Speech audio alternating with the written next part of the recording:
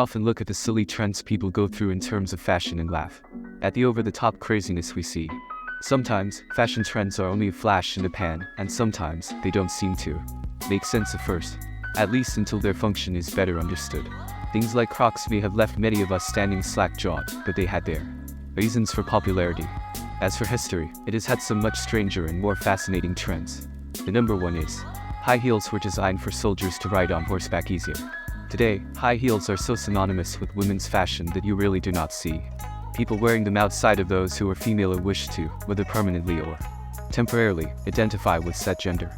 Many women today protest them as a sign of the power of the male patriarchy to control them and force them to wear uncomfortable shoes just to please men's lust.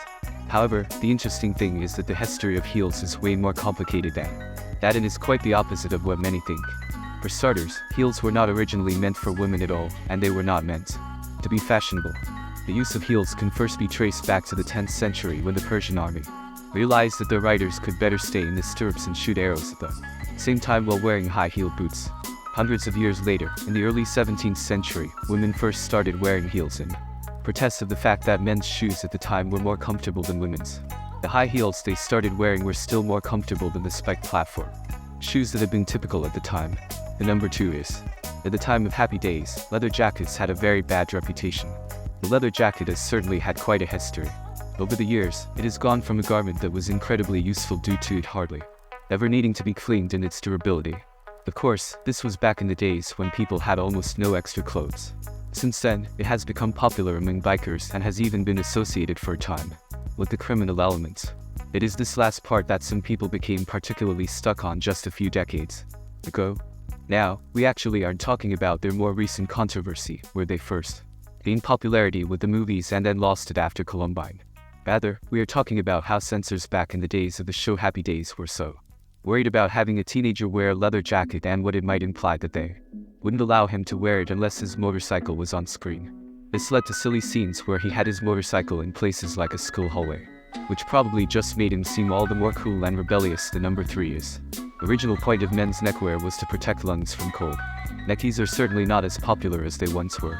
Even in many of the more formal professions, people are trying to find ways to get around them.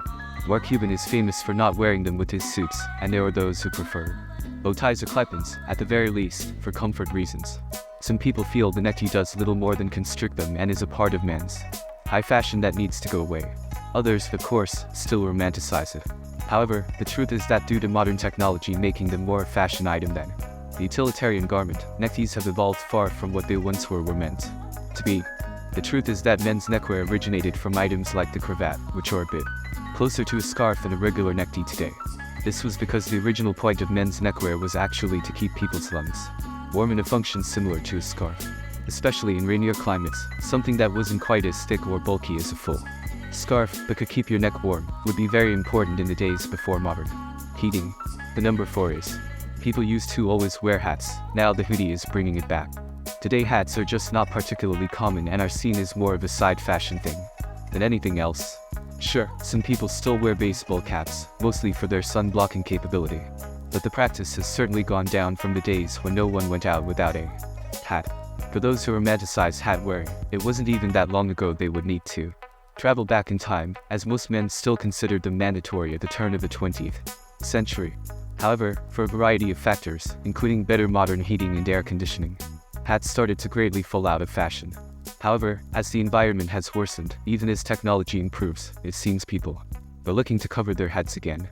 While hats may not be making a big comeback, headed sweatshirts and other hooded garments have become insanely popular since the 1990s. And while rain hats may not be a big thing, no raincoat would be sold without a hat to wear with it. While the form may change, this shows that often the utility of fashion comes full circle. The number five is, parents used to care little about gender of baby clothing. In modern times, parents are quite concerned about how others will view their child, as well as how dressing and treating their child will affect their unconscious development into a person. Even more liberal parents that would let a small child choose their own manner of dress or gendered activities would usually stick with normally gendered clothes, or at least male clothing, until the child is old enough to decide for themselves. However, as recently as the early 20th century, it was still fairly common for parents to simply not care that much about what clothes their toddler wore. Clothing that back then many just considered gender neutral, and we would consider girly. Today it was common to dress babies in for ease of use. It was even common among the rich and powerful, as you can find pictures of Franklin Delano Roosevelt as a baby wearing what looks very much like a baby girl's dress. Thanks for watching my video. Hope we will meet on new video. Goodbye everyone.